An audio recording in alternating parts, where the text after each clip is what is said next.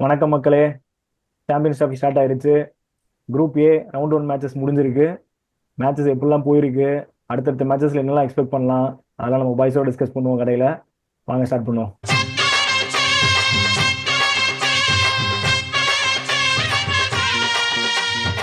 என்னப்பா நம்ம டிஸ்கஸ் பண்ண மாதிரியே முதல் ரெண்டு மேட்சோட ரிசல்ட்ஸ் வந்திருக்கு.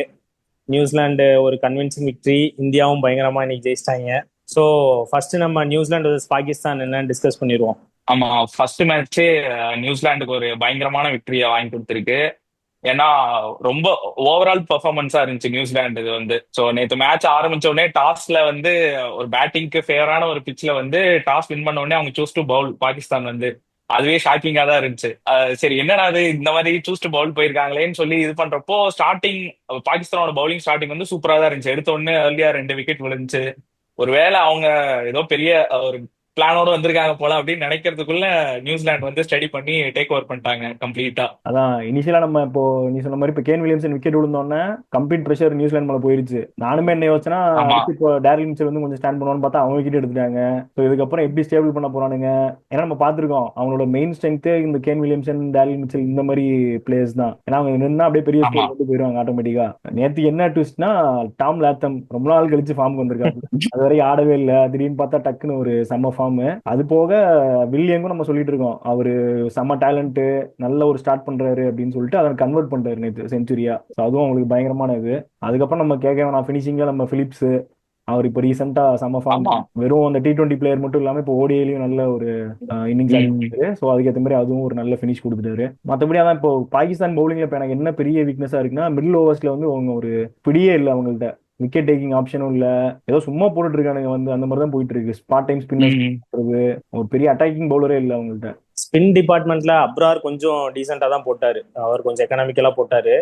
லாஸ்ட் 10 ஓவர்ல தான் சமாடி அடிச்சானுங்க நியூசிலாந்து. 300+ போறதுக்கு காரணமே கடைசி 10 ஓவர் தான். அதுலயும் ஹாரிஸ் ராஃப்லாம் வாரி வாரி வழங்கிட்டு இருந்தாரு. அப்புறம் ஷைன் அஃப்ரெடியும் பெருசா விக்கெட்டும் எடுக்கல நேத்து, அது செம டிராபேக்கா போயிடுச்சு அவங்களுக்கு. 300+ டார்கெட் வந்திருக்கு, ஓகேவா? அப்படியே செகண்ட் இன்னிங்ஸ் வரலாம். பாகிஸ்தான் வந்து ஸ்டார்ட் பண்றப்போ 300+ இருக்கிறப்போ பவர் பிளேல யூஸ் பண்ணி கொஞ்சமாச்சு புஷ் பண்ணியிருக்கணும். ஸோ ஃபர்ஸ்ட் டிராபேக்கா வந்து என்ன பாகிஸ்தானுக்கு வந்து இருந்துச்சுன்னா, ஃபக்கர் ஜமான் வந்து இன்ஜூர்டா. ஸோ அதனால வந்து ஓப்பனிங் இது பண்ண முடியல. ஷக்கீலும் பாபர் அசாம் தான் இது பண்ணாங்க. சரி, அவங்களாச்சும் அட்டாக் போவாங்க அப்படின்னு பார்த்தா 2 பேருமே டெஸ்ட் இன்னிங்ஸ் தான். அவங்களுக்கு அங்கேயே ஒரு டிராபேக்கா இதாயிடுச்சு. அதுக்கப்புறமா டக்குன்னு கியர் ஷிஃப்ட் வந்து சேசிங்ல அந்த அளவுக்கு பண்ற அளவுக்கு பேட்ஸ்மேனும் அங்க இல்ல. சரி, ரிஸ்வான் வந்து பெர்ஃபார்ம் எதனா ஒன்று பண்ணுவார். ஏன்னா சேசிங் எப்பயுமே அவர் தான் கடைசி ஸ்டார்டிங்ல ஆரம்பிச்சாருன்னா கடைசி வரையும் அவர் தான் ஆடிக்கிட்டு இருப்பாரு. ஸோ அவர் எதனா ஆடுவாருன்னு பார்த்தா தலைவன் நம்ம சூப்பர்மேன் கிளென் பிலிப்ஸ் இருக்காரு. அவரோட கேட்ச் வந்து நேத்து ஃபுல்லா சோசியல் மீடியால ட்ரெண்டா போயிட்டு இருந்துச்சு. சோ அவரோட கேட்ச் தான் அப்படியே அங்க மேட்ச் திருப்பினதே, அங்கதான் அங்கேயே படுத்துருச்சு மேட்ச். ஆமா, பாபர் அசாமும் ஒரு பக்கம் ஸ்டாண்ட் பண்ணிட்டு இருந்தாரு. என்னன்னா, நீ சொன்ன மாதிரி பவர் பிளேலே ஹிட் பண்ணல. அவருக்கு ஒரு பக்கம் கொண்டு போனாலும் ஓவருக்கு ஒரு பவுண்டரி அதுன்னு சொல்லிட்டு அவரு கொஞ்சம் புஷ் பண்ணிருக்கணும். அது புஷ் பண்ணாம என்ன ஆயிடுச்சுன்னா, இப்ப சல்மான் ஆகா இறங்கினாரு. அவர் நல்ல இன்டென்ட் கொடுத்து ஸ்டார்ட் பண்றாரு. இன்னொரு பக்கம் டாட் விழ விழ அவருக்கு பிரஷர் ஆயிட்டு இருந்துச்சு. ஸோ அவர் பெரிய ஹீட்டுக்கு போகணும்னு சொல்லிட்டு எல்லா ஓவரும் அடிக்க போய் அப்படிதான் விக்கெட் விழுந்துச்சு. இவனும் சும்மா சொல்லக்கூடாது, நியூசிலாண்டும் கரெக்டா ஸ்பின் ரொட்டேஷனா இருக்கட்டும், திடீர்னு ஃபாஸ்ட் கொண்டு வரதா இருக்கட்டும், பெர்ஃபெக்டா பண்ணானுங்க. ஸ்பின் அடிக்கிறியா நீ அழகா அப்படின்னு சொல்லிட்டு டக்குன்னு நேதன் ஸ்மித்தை உள்ள கொண்டு வந்தானுங்க ஃபாஸ்ட். ஸோ அந்த இதுவும் கரெக்டா பண்ணாரு. சாண்டனர் இவ்வளவுக்கும் புதுசு கேப்டன்சி, ஆனா ஒரு டீசென்டான இது கொடுத்துருந்தாரு. ஸ்டார்டிங்ல ஃபுல்லா உருட்டுன்னு உருட்டிட்டானுங்க. அப்புறம் லாஸ்ட்ல வந்துட்டு குஷ்தில், அப்புறம் ஹாரிஸ் ராஃப், நசீம் ஷா வந்து வரவானுங்கெல்லாம் செம்மாட்டி, சைன் ஷா அஃப்ரெடி எல்லாம் அடிச்சு 6-4 அடிச்சுக்கிட்டு இருக்கானுங்க. ஐயோ, இந்த அவஸ்தைப்படுறானே. டேய், இப்போ வந்து அடிச்ச என்னத்துக்குடான்ற மாதிரி இருந்துச்சு. அப்பயும் எவ்வளவு ட்ரை பண்ணா லாஸ்ட்ல 60 ரன்ஸ்ல நியூசிலாந்து செம விக்டரிய போட்டு ஃபர்ஸ்ட் கேம் சீல் பண்ணிட்டாங்க. நியூசிலாந்து இப்படி இருக்க ஃபார்மை பார்த்தா நம்மளே செஞ்சிருவானுங்க போல, கொஞ்சம் பயமா தான் இருக்கு. சரி, அதான் அந்த பாகிஸ்தான் கதையை ஒரு பக்கம் தள்ளுவோம். அப்படியே நம்ம துபாய்க்கு வருவோம். நம்ம இந்தியா vs புலிகுட்டீஸ் கண்டினியூஸா 11வது டாஸ் லாஸ் பண்ணியிருக்காரு. மேட்சுக்கு முன்னாடி இருந்தே ஒரு ரெக்கார்டு ஸ்டார்டிங் இந்தியாவுக்கு. அது மட்டும் இல்ல, இந்த மேட்ச்ல நிறைய ரெக்கார்ட்ஸ் இருக்கு. என்னன்னா, பங்களாதேஷ் டாஸ் வின் பண்ணானுங்க. வின் பண்ணோடனே பேட்டிங் சூஸ் பண்ணானுங்க. நான் தான் யோசிச்சுட்டு இருந்தேன், சரி ஒருவேளை பயப்படுறானுங்க போல, இந்தியா அடிக்க விட்டு ஒரு 300 மேல போயிடும், நம்மளே ஃபர்ஸ்ட் ஆடுவோம், டீசெண்டா ஒரு ஸ்கோர் வச்சுட்டு இது பண்ணிக்கலான்னு பாப்பானுன்னு பார்த்தா ஸ்டார்ட்டே ஒரு கேவலமான ஸ்டார்ட். அது யாரும் சௌமியா சர்க்கு ஆமா. அவெல்லாம் போய் வருஷம் என்ன எதுக்கு திருப்பி போனான்? இது ஒரு இன்னிங்ஸ் ஆடுறதுக்கு திருப்பி வந்திருக்கான் வேற. கேஎல் ராகுல் மாதிரி ஹேர் எல்லாம் வச்சிருந்தான். கெட்டப்பெல்லாம் மாத்திருக்கான், பேட்டிங் பேட்டிங் அப்படி ஒன்றும் இல்லையே. மாறல. இதுல அவனை வந்து ஆல்ரவுண்டரா தான் இன்க்ளூட் பண்ணானுங்கன்னு வேற ஒரு இதுல போட்டுருந்துச்சு. அதாவது அவர் வந்து ஆஹா. மீடியம் பேஸ் போடுவாராம், அதனால மீடியம் பேஸ் பிளஸ் பேட்டிங் அந்த மாதிரி இறக்கிருக்கானுங்க. ஒரு யூஸும் இல்ல, கேவலமா ஒரு ஸ்டார்ட், பவர் பிளேவே இன்ட்ரெஸ்ட் இல்லாம போயிருச்சு. சௌமியா சர்க்கார் ஒரு பக்கம் ஓரந்தல்லு, அவன் என்னைக்கு அடிச்சிருக்கான் கடைசியா. மோஸ்ட் எக்ஸ்பெக்டட் கேப்டன் வந்து ஒரு செம்ம இன்னிங்ஸ் ஆடினாரு, அதை பத்தி சொல்லு. நல்லா கிழிச்சாரு அவர் கேப்டன் வந்து. ஒரு மொக்க பாலு எல்லாம் ஆஃப் வாலியில வருது, அதை தூக்கி கையில கொடுத்துட்டு போறான். ஒரு ஃபீல்டர் தான் இருக்காரு, கரெக்டா கையில கொடுத்துட்டு போறான். சொல்ல போனா பவர் பிளேல நம்மளாலே நார்மலா தான் போட்டானுங்க. ஷமியா இருக்கட்டும், ஹர்ஷித் ராணா இருக்கட்டும், ஒரு நார்மல் பவுலிங் தான். அவனுங்க தான் கேவலம் ஆடிட்டு இருந்தானுங்க.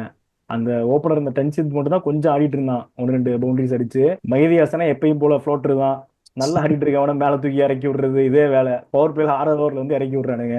அவனை ஆட தெரியாம ஏதோ திணறிட்டு இருந்தான், போயிருச்சு. ஆமா, விக்கெட் போன வேகத்துல வந்து 4 விக்கெட் போச்சா, சரி ஓகே எப்படின்னு 1 ஹவர்ல மேட்ச் பேக்கப் ஆயிரும் அப்படின்ற மாதிரி நினைச்சுக்கிட்டு இருந்தேன். அங்கதான் தலைவன் வரா, ரோஹித் சர்மா. 2 விக்கெட் விழுந்த உடனே ஹேட்ரிக்னு சொல்லி எல்லாரும் எக்ஸ்பெக்ட் பண்ணிட்டு இருக்கிறப்போ அழகா தூக்கி கையில கொடுத்தான். தலைவன் தேவையில்லாம ஒரு எக்ஸைட்மெண்ட்ல விட்டானா இல்ல என்னன்னே தெரியல. அது கொடுத்த ரியாக்ஷன் தான் ஓவரா இருந்துச்சு. தலைவன் வந்துட்டு டார்கெட் எல்லாம் போயிருமேன்ற நல்ல எண்ணத்துல விட்டாரு. கொஞ்சம் விட்டுருந்தா தெரிஞ்சிருக்கும். அதேதான், ரோஹித் சர்மா ஒரு பக்கம் கேட்ச் விட, அடுத்து நம்ம ஹர்திக் பாண்டியா கைக்கு வர கேட்ச் விட. ஆஹ் உனக்கு வந்து சரி ஓகே, ஒரு ஆளுக்கு ஒரு 100 அடிக்கிற அளவுக்கு ஒரு வரட்டும் அப்படின்னு சொல்லி கில்லு ரோஹித் எல்லாம் பேசியிருப்பானுங்க போல. அதனாலதான் கொஞ்சம் அடிக்க விட்டு இருந்தானுங்க. சரி ஓகே, கேட்ச் விட்டானுங்க, காமெடி சைடு. ஆனா அந்த கொடுத்த சான்ஸுக்கு அப்புறம் ஜேக்கர் அலியா இருக்கட்டும், ஹிருதாயா இருக்கட்டும், செமையா பில்ட் பண்ணானுங்க கேமை. 39 for 5 இருந்து ஒரு பார்ட்னர்ஷிப் எடுத்து சூப்பரா ஆடினானுங்க. 2 பேருமே ஸ்ட்ரைக் ரொட்டேஷனா இருக்கட்டும், டஃப் பால்ஸ் ஸ்பின் ஆகுது, பிச்சு நல்லாவே ஸ்பின்னிங் ஹெல்ப் பண்ணுச்சு. அப்பயும் இவனுக்கு அக்ஷர், குல்தீப், ஜடேஜான்னு 3 டாப் ஸ்பின்னர்ஸை டிஃபெண்ட் பண்ண விதம் வந்து சூப்பரா பிரில்லியண்டா இருந்தது. ஆமா, அவங்க கேம் வந்து ஒரு லோ லெவல் ஸ்கோர் அவ்வளவுதான் முடிய போகுதுன்ற இடத்துல இருந்து ஒரு டீசென்ட் ஸ்கோர், அவங்க ஃபர்ஸ்ட் இருந்த ஸ்டார்டிங் ஒரு டிசாஸ்டருக்கு ஒரு டீசென்ட் ஸ்கோர்லயே எடுத்துட்டு வந்து விட்டாங்க. அதுவும் ஒரு record, highest 6th wicket partnership against ம். இந்தியா. அதுவுமே வந்து இப்ப எப்படி சொல்றது, அவங்க வந்து வெறும் டிஃபெண்ட் மட்டுமே பண்ணிட்டு அப்படியே கடைசி வரைக்கும் கொண்டு போயிருந்தா அது வேற. அவனுக்கு கரெக்டா எந்த டைம்ல ம். ஆக்சிலேட் பண்ணணுமோ கரெக்டா அடிக்க ஆரம்பிச்சான். அதுவும் ஹிருதாயெல்லாம் ஷார்ட் செலெக்ஷன்லாம் சூப்பரா இருந்துச்சு. குல்தீப் 6 அடிச்சதா இருக்கட்டும், அப்புறம் இவன் அக்ஷர் 6 அடிச்சதா இருக்கட்டும், அதெல்லாம் ஒரு நல்ல டச்ல இருக்க பிளேயர் தான் ஆட முடியும். ஸோ அதான் ஒரு சொல்லப்போனா ஒரு 230 கிட்ட கொண்டு போனதெல்லாம் ஒரு பயங்கரமான ஸ்கோர் தான். அதுவும் லாஸ்ட் 4 to 5 hours வந்து ரன்னே போல.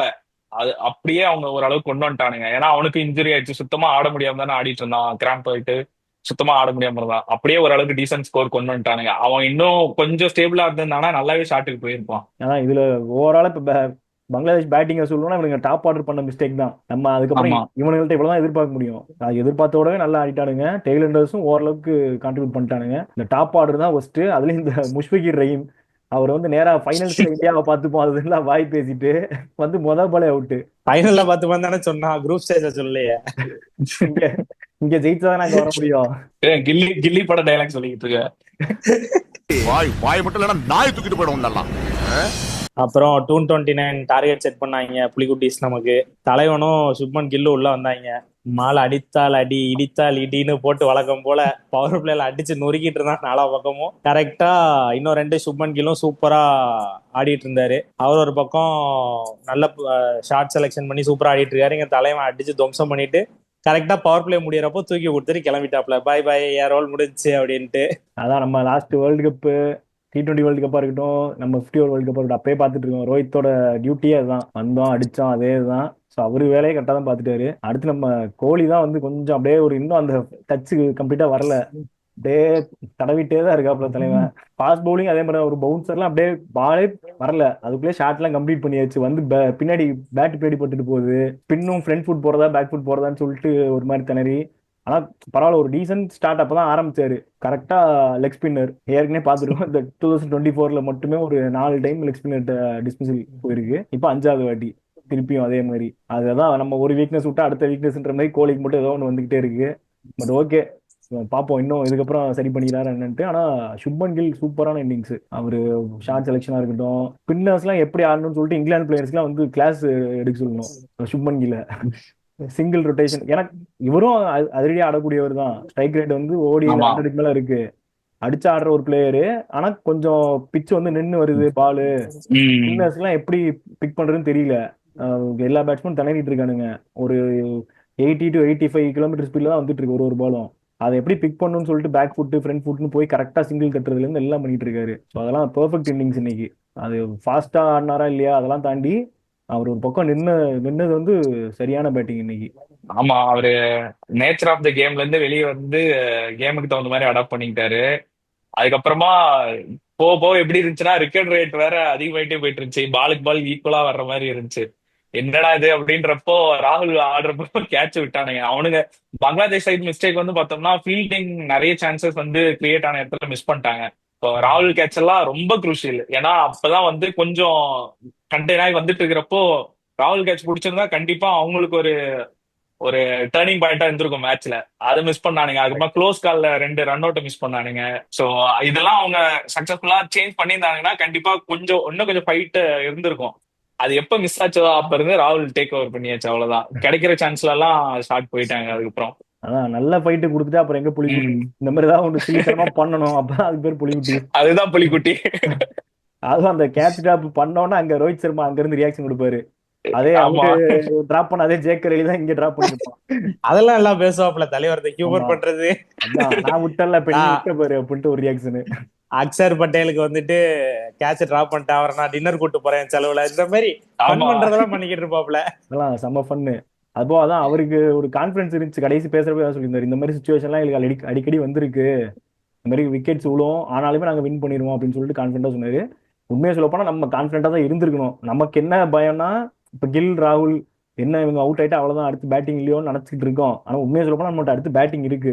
அடுத்து ஹர்திக் பாண்டியா இருக்காரு, ஜடேஜா இருக்காங்க. ஸோ அவங்களுக்கான ரோல் வந்து நம்ம போனதுலயே சொன்னோம்ல, இந்த சீரீஸ்ல கண்டிப்பா இருக்கு. இத்தனை நாள் டாப் ஆர்டர் வச்சு ஏதோ மேட்ச் பண்ணிட்டோம். ஆமா, ஸோ அவங்க ஃபினிஷருக்கும் ஒரு ரோல் இருக்கு கண்டிப்பா. கரெக்ட். பினிஷர்ஸ் ரோல் வரப்போ ஹர்திக் பாண்டியா கரெக்டா ஒரு வேலையை செஞ்சிருவாருன்ற நம்பிக்கை இருக்கு. ஓவராலாப்பா கொஞ்சம் மிஸ்டேக்ஸ் பண்ணோம் அங்கங்க, ஃபீல்டிங்கா இருக்கட்டும், கொஞ்சம் ரன்ஸ் லீக் பண்ணதா இருக்கட்டும் மிடில், அது பார்ட் ஆஃப் கேம் தான், அப்பப்போ வரதான் செய்யும். பட் கணக்க தொடங்கி சாம்பியன்ஸ் டிராஃபியோட ஃபர்ஸ்ட் மேட்ச் ஜெயிச்சு 2 பாயிண்ட போட்டாச்சு. அதான் இப்போ குரூப் ஏ மேட்சஸ் எல்லாம் முடிஞ்சு அடுத்து குரூப் பி மேட்ச் வரப்போகுது. ஸோ ஃபர்ஸ்ட் மேட்ச் நாளைக்கு வந்து சவுத் ஆப்பிரிக்கா ஆப்கானிஸ்தான். உங்களுக்கு என்ன ப்ரெடிக்ஷன்? நீங்க என்ன நினைக்கிறீங்க, யார் வின் பண்ணுவாங்க என்னன்ட்டு? எனக்கு தெரிஞ்சு சவுத் ஆப்பிரிக்கா வின் பண்ணிடுவாங்கன்னு தான் தோணுது ஆப்கானிஸ்தான் கூட. ஏன்னா இப்போ ஆப்கானிஸ்தான் நம்ம பேசிட்டு இருக்கோம் அண்டர் ரேட்டட் சைடு, இப்போ நல்ல ஒரு ஹைல இருக்காங்க, பேட்டிங் பவுலிங் எல்லாம் இம்ப்ரூவ் பண்ணிட்டாங்க பயங்கரமா. ஆனாலும் இந்த சவுத் ஆப்பிரிக்கால இருக்க அந்த எக்ஸ்பீரியன்ஸ், பேட்டிங் எக்ஸ்பீரியன்ஸ் வந்து கண்டிப்பா ஆப்கானிஸ்தான் கொஞ்சம் திணறுவாங்க அவங்களை டிஃபெண்ட் பண்றதுக்கு. அதுவும் இப்போ கிளாசன் இருக்க ஃபார்மா இருக்கட்டும், வேண்டர்டசன், அவங்க பேட்டிங்கே வந்து ஒரு செம்ம யூனிட். அதுவும் ஸ்பின் எல்லாம் பயங்கரமா ஆடுவாங்க. ஸோ எனக்கு தெரிஞ்சு கன்ஃபார்ம் டேக்கிள் பண்ணிடுவாங்க, சவுத் ஆப்பிரிக்கா தான் வின் பண்ணும். கரெக்ட். சொன்ன மாதிரி சவுத் ஆப்பிரிக்கா பேட்டிங்ல ஸ்ட்ராங் தான், ஆனா ஆப்கானிஸ்தான் பவுலிங்ல ஸ்ட்ராங். ஸோ செம கண்டஸ்டா இருக்கும் பேட்டிங் வர்சஸ் பவுலிங்னு. ஆப்கானிஸ்தான் அங்கங்க கிரன்ச் மொமெண்ட்ஸ் கொடுத்து கேம் அவங்க பக்கம் இழுப்பாங்க, மொமெண்டம் ஷிஃப்ட் நடக்கும். ஆனா ஃபுல் கேம் முடிச்சு போய் வின் பண்ணுவாங்களான்றது எனக்கும் டவுட் தான். ஏன்னா நானும் சவுத் ஆப்பிரிக்கா பக்கமே நினைக்கிறேன், சவுத் ஆப்பிரிக்கா தான் ஜெயிப்பாங்கன்னு தோணுது. எங்களோட ப்ரெடிக்ஷன் அனாலிசிஸ் எல்லாம் ஓகே, நல்லா தான் இருக்கு. பட் ஆனா எனக்கு ஆப்கானிஸ்தான் ஜெயிக்கும் தான் தோணுது. ஸோ பாப்போம். ஜெயிக்கணும்னு ஆசையா இல்ல கன்ஃபார்ம் ஜெயிச்சிருன்றியா? ஆசைன்னு சொல்லலாம். ஆப்கானிஸ்தான் ஜெயிச்சா எல்லாருக்கும் சந்தோஷம் தான், உனக்கு ஹாப்பி தான், எனக்கும் ஹாப்பி தான். வளர்ந்து வர டீம், பிரச்சனையே இல்லை. பாப்போம் என்ன பண்றாங்க. அடுத்ததா நம்ம குரூப் பி மேட்ச்ல second one Australia versus England Saturday நடக்க போகுது. அதோட ப்ரெடிக்ஷன் பத்தி பேசிடுவோமா? ஒரு நிமிஷம் நிப்பாட்டு, புரியல. இப்ப எது உனக்கு இவ்வளவு சந்தோஷம் ஆஸ்திரேலியா வர்சஸ் இங்கிலாந்து வந்தோடனே? அதுல இருக்கு. அதான் அதுல ப்ரெடிக்ஷன் பாத்துருவோமா வேற? நீங்க ப்ரெடிக்ஷன் பண்ண போறது நான் ஒத்தந்தான். நீ உனக்கு வேணுங்கிற உருட்டு உருட்டுவ, அவன் இங்கிலாந்துக்கு வேணுங்கிற உருட்டு உருட்டுவான். இது என்ன ப்ரெடிக்ஷனு? நான் சொல்லி முடிச்சிடுறேன். எனக்கு வந்துட்டு இங்கிலாந்து தான் ஜெயிக்கும்னு தோணுது, to be honest, in all points. So இப்போ வந்துட்டு நீங்க உருட்டுங்க. நீ ஃபர்ஸ்ட் உருட்டு, நீ முடிச்சோடனே அவன் ஒரு உருட்டு உருட்டுவான். ஸ்டார்ட் பண்ண. நான் உருட்டுறது இல்ல, நீயே சொல்லிட்ட இங்கிலாந்து ஜெயிக்கும்னு சொல்லிட்டு. ஸோ உனக்கே தோணுது இல்ல ஒரு டீம் பார்த்தா ஓகே இவனுக்கு வந்து ஒரு ஸ்ட்ராங் இருக்கானுங்க அப்படின்ட்டு. ஆஸ்திரேலியால ஒரு டீமா என்ன கூட்டு வந்திருக்கானுங்க ஆளுங்க. நாங்க பாரு ரெண்டு நாள் முன்னாடியே அடி வாங்கியே நீ வந்து பேசுற பத்தியா இந்தியா கிட்ட. அதெல்லாம் நாங்க சும்மா நடிச்சோம். இப்ப பாரு நாங்க 2 நாள் முன்னாடியே பிளேயிங் லெவனே அனௌன்ஸ் பண்ணிட்டோம், முடிஞ்சா ப்ரிப்பேர் பண்ணிட்டு வாங்கலாம்னு சொல்லிட்டு. யார் இறங்கிருக்குன்னு பாத்தியா இல்லையா? ஜேமி ஸ்மித் வராப்ல, பிரைடன் கார்ஸ் உள்ள வராப்ல. அவனை பத்திலாம் பயம் இல்லடா, ஏதோ லெஜெண்ட் மாதிரி பில்டப் கொடுக்குற. சரி, அவன் பேசின பேச்சுக்கு இங்கிலாந்து ஜெயிச்சுட்டா தப்பிச்சுட்டான். ஒருவேளை திரும்ப வருவேன் போட்டு திரும்ப அடிப்பேன் அடுத்த வீடியோல. நீ ஏதாவது சொல்லுப்பா, ஆஸ்திரேலியா பத்தி நீ ஏதாவது சொல்லு. எனக்கு ஒரே ஒரு வார்த்தை, ஸ்டீவ் ஸ்மித் கேப்டன்சி, அவனோட ரிடம்ஷன் இருக்கு பாத்துக்கோ, அவ்வளவுதான். நான் வந்து முன்னாடியே பில்டப் எல்லாம் குடுக்கலப்பா, நாங்க ஜெயிச்சுட்டு பேசுறோம், அவ்வளவுதான். அதான் முன்னாடியே இவ்வளவு பெரிய வாங்கி பில்டப் கொடுத்துட்டியப்பா ஸ்டீவ் ஸ்மித் ரிடம்சன், அதுக்கு மேல நாங்க என்ன கேக்குறது. சோ இவன் வேற ஸ்டீவ் ஸ்மித் ஏதோ ரொம்ப பென்ஷன் பண்ணிட்டு போன மாதிரி அவன் மனைவி ஒரு ஃப்ராடுதனம் பண்ணிட்டு வெளியே போனான் கேப்டன்சி விட்டு. திரும்ப ஆள் இல்லைன்னு கேப்டன்சி கொடுத்துருக்காங்க. ரிடம்ஷன் என்னெல்லாமோ பேசி ஐயோப்பா சாமி நிப்பாட்டுக்கடா அந்த மேட்சை. நம்ம வந்துட்டு சாம்பியன்ஸ் டிராஃபியோட biggest match India vs Pakistan, அதை பத்தி டிஸ்கஸ் பண்ணுவோம். இந்தியா vs பாகிஸ்தான், அதுவும் சாம்பியன்ஸ் டிராஃபி 8 வருஷம் முன்னாடி நம்மள கடைசியா செஞ்சுட்டு போனானுங்க ஃபைனல்ஸ்ல. ஸோ அதனால பாகிஸ்தான் வந்து நம்ம எப்பயும் குறைச்சு எடை போட முடியாது. இப்போ ஒரு மேட்ச் தோத்துருக்கானுங்க, இருந்தாலுமே இப்போ துபாய் பிச் வேற. ஸோ கண்டிப்பா அவங்களுக்கு நம்மளோட அதிகமா பழக்கப்பட்ட ஒரு பிச்சு. ஸோ அதுல எப்படி ஆடணும் என்னன்னு சொல்லி அவங்களுக்கு நம்மளோட பெட்டராகவே தெரியும். ஸோ இந்த தோத்ததை வச்சு இன்னும் கேம் பிளான் பெட்டர் ஆக்கிட்டு ஒரு செம்ம கம்பேக் ஒன்று இருக்கும் அப்படின்ற மாதிரி எனக்கு தோணுது. ஸோ கண்டிப்பா ஒரு பாகிஸ்தான் ஒரு அப்பர் ஹேண்ட் கூட இருக்க சான்ஸ் இருக்கு. எனக்கு என்ன தோணுதுன்னா, இந்தியா இருக்கட்டும், இந்தியா வின் பண்ணாலும் சரி, பாகிஸ்தான் தோத்தாலும் சரி, ரெண்டு பேருமே வந்து அவங்களோட பெஸ்ட்டை வந்து கொடுக்கல. ஸோ ரெண்டு மேட்ச்லயுமே. ஸோ நெக்ஸ்ட் மேட்ச் வந்து எனக்கு என்ன தோணுதுன்னா, ரெண்டு பேரும் ஹெட் டு ஹெட்டா ஒரு க்ளோஸ் கால் மேட்சா தான் இருக்கும். ஸோ யாரும் கம்ப்ளீட்டா ஒரு டாமினண்டா இருப்பாங்க அந்த மாதிரி எனக்கு ஃபீல் ஆகல. அதெல்லாம் வாய்ப்பு இல்லை. எனக்கு என்னவோ இந்தியா கன்வின்சிங்கா க்ரூஸ் பண்ணி மேட்ச் ஜெயிச்சிரும் தான் தோணுது. அது போக ஐசிசி ஈவெண்ட் அப்படின்னாலே பாகிஸ்தான் கூட அப்படின்னாலே தலைவன் வேற லெவல் ஃபார்ம்ல வருவான். விராட் கோலி வேற ரொம்ப நாள் ரன் ஸ்கோர் பண்ணல. ஸோ மொரட் இன்னிங்ஸ் எதிர்பார்க்குறேன். அதுபோக நம்ம டீம்லயுமே ஒவ்வொரு பிளேயருக்குமே ஒரு ரோல் டிஃபைன் பண்ணி வச்சிருக்காங்க. எக்ஸாக்டா அந்த ரோல் பெர்ஃபார்மும் பண்றானுங்க சூப்பரா. பிளஸ் நமக்கு அலைச்சல் இல்ல, ஒரே பிச் தான்றப்போ நல்லாவும் ஸ்டடி பண்ணிருப்பானுங்க. இந்த வீக்னஸையும் கரெக்ட் பண்ணிட்டு வந்துருவானுங்க. அந்த பாயிண்ட் வச்சு பார்த்தான்னா கன்ஃபார்ம் மேட்ச் த்ரில்லிங்காலாம் இருக்காது. இந்தியா ஈஸியா டாமினேட் பண்ணி அப்படியே போய் ஜெயிச்சிருவானுங்க. பாகிஸ்தான் பவுலிங் வந்து கொஞ்சம் ஈஸியா நினைச்சுக்கிட்டு இருக்க, கண்டிப்பா அது நடக்காது. அது இப்ப எப்படி டாப் ஆர்டர் விக்கெட் எடுக்கிறதா இருக்கட்டும், மிடில் ஓவர்ஸ்ல இப்ப இந்த மேட்ச் தான் கொஞ்சம் வீக்கா போட்டுட்டு இருந்தாருன்னு சொல்லிட்டு இருந்தேன். துபாய் பிச்ல மிடில் ஓவர்ஸ்ல இன்னும் கஷ்டமா இருக்கு ஆடுறதுக்கு. இன்னைக்கே பார்த்தோம் எப்படி திணறிட்டு இருந்தானுங்க, ரன் ஸ்கோரிங் எவ்வளவு இதா இருந்துச்சுன்ட்டு. பாகிஸ்தான் பவுலிங்க்கு எதிராக இந்தியா பேட்டிங் கொஞ்சம் கஷ்டப்படும். இப்போ அவங்க ஃபர்ஸ்ட் ஸ்பெல் நல்லா போட்டு எடுத்தாங்கன்னா அப்போ ரோஹித் சர்மா அப்ரோச் வேற. இப்போ தலைமை அடித்தால் அடி இடித்தால் இடி மோடு. பாப்போம் என்ன பண்றானுங்கன்னு. நாங்களும் திரும்ப கொடுப்போம்ல. சைன் எப்படி வராப்ல பாத்துக்கலாம். யாரா இருந்தா யாருனாலும் வர சொல்லு. இவ்வளவு வாய் பேசியிருக்கான், அதுக்கேற்ற மாதிரி இந்தியா ஈஸியா வின் பண்றாங்களா இல்ல ஒரு மாதிரி டஃபா போகுமா? அதுவும் இந்தியா பாகிஸ்தான்ங்கிறதுனால உலகமே அந்த மேட்ச் தான் எதிர்பார்த்துட்டு இருக்கோம். ஸோ அது எப்படி போகும்னு சொல்லி பார்க்குற உங்களோட ப்ரெடிக்ஷன்ஸும் நீங்க அப்படியே எங்களுக்கு சொல்லுங்க. அது மட்டும் இல்லாமல் மற்ற மேட்சஸும் எப்படி போகும், Afghanistan south Africa, Australia England, எல்லா ப்ரெடிக்ஷன்ஸும் நீங்க கமெண்ட்ஸ்ல சொல்லுங்க. இதே மாதிரி நம்ம அடுத்தடுத்த மேட்சஸ்க்கு புது புது வீடியோவில் நம்ம இன்னும் நிறைய டிஸ்கஸ் பண்ணுவோம். அப்படியே இதுவரை கொடுத்த சப்போர்ட்டு இந்த வீடியோவும் கொடுங்க.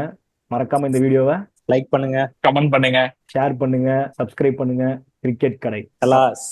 கலாஸ்.